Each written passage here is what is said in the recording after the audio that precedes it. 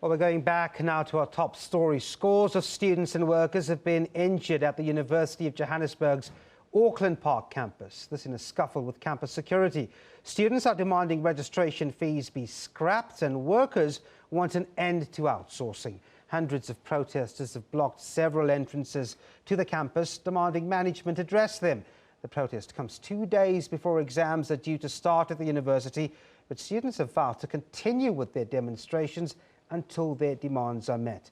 Well, our reporter Chriselda Lewis has been following events at that university. Chriselda, good afternoon. Thanks indeed for talking to us. What's the latest on the campus at the moment? I'll call you now.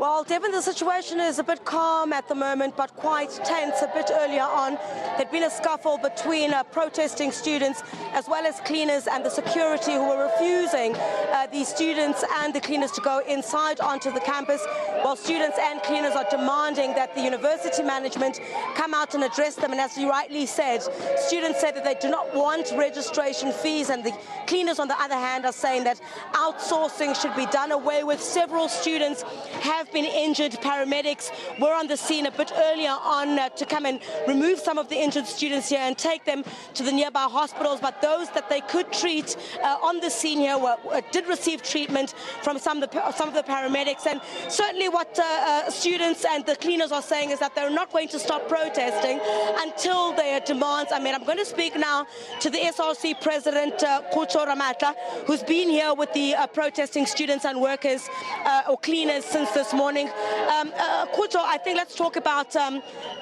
if you've received any response from the university management at the moment. The only response that we received from management is that we are suspended. That is the only thing that we have received thus far. And to be quite honest, we know suspension is a way of silencing a black man. But this time around, they've went the wrong path. We are not suspended. We can never be suspended by somebody who never elected us. There's a bit of concern at the moment from some students about examinations, which officially begin on Saturday. What's the plan moving forward? You've got no response, as you say, from the university management. The protests continue. Look, exams or not, fact of the matter is that the struggle of outsourcing, the struggle of students next year in January, we cannot leave it for next year. We have to attend to it. We all have to write, we all have exams. To some of us, unfortunately, because we only write one module to leave the university, but due to the struggle of those that are coming next year, we don't want to give the student leadership a rough time. We're going to make a smooth path for them now. We're going to solve the issues. If the issues are not solved, we're going to solve them.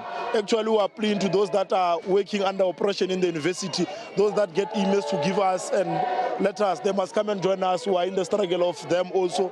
The struggle is not about cleaners, the struggle is about black people being oppressed by a white man. There's a bit of concern also about the levels of violence. A bit earlier on, we saw pepper spray. We saw some of the students trying to break the palisade fencing to get onto the premises. We saw some of the gates trying to be removed there.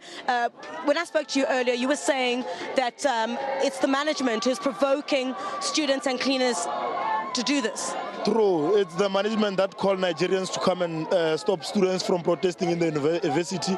The students were protesting and the workers were protesting very fair.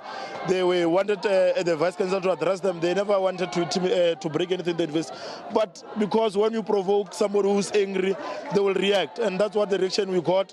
But what we know is that they bring Nigerians here to cross borders to come and abuse our students in the university, students who have paid money to be here. And also, second to that, the workers that are cleaning for the students here on a daily basis, including those that are sending emails to suspend us, they are cleaning for them. The university now is dirty. I don't know what are they saying to other students today. They must come and write in such a university. But a man who's arrogant, who cannot come and address his constituency, the person who said I'll be responsible for, is the cause of this thing, and it's a result that it's as a result that people are being beaten inside. But with being beaten or not, we can never shy away from the real struggle. The real struggle is saying away with outsourcing, away with registration fee, and this is what we are here for. And until our demands are met, we will never stop. Okay, just finally, will examinations go ahead? Will you allow examinations to go ahead? Look, you were very against the view when I spoke to you a bit earlier on. Will they go ahead? Look, these people must stop suspending us. These people must give workers what they want before tomorrow, or else there's no exam that is going to take place. We've heard that they've moved them to another campus. it's only a 5-minute walk to arrive there. We're going to arrive here with this mass. We're going to step those exams. No one will write until our people are liberated. It is not a fight of one person here. It's a fight of the majority of the university students. And some are with us in the heart. Some cannot be here. We're getting calls that President, we are with you in the heart, and we are in the struggle because it deserves to be achieved, this struggle, and we're going to achieve it. All right, thank you very much for your time there, Khusha Ramutla, who is the president of the SRC, saying that if their concerns are not, or their demands are not addressed by this afternoon or tomorrow morning, there will not be examinations at this campus. Let's speak now to some of the affected cleaners as well at the University of Johannesburg. Mama, you've been protesting here as well, waiting for someone to come and address your concerns. Just tell us a bit about how this outsourcing affects you as a cleaner at the University of Johannesburg. This outsourcing, it affects us as cleaners here in the universities because we are not being taken seriously as human beings. They're treating us as not human beings, and they don't listen to us. They take decisions for us, and they don't even address us if there's some changes as workers.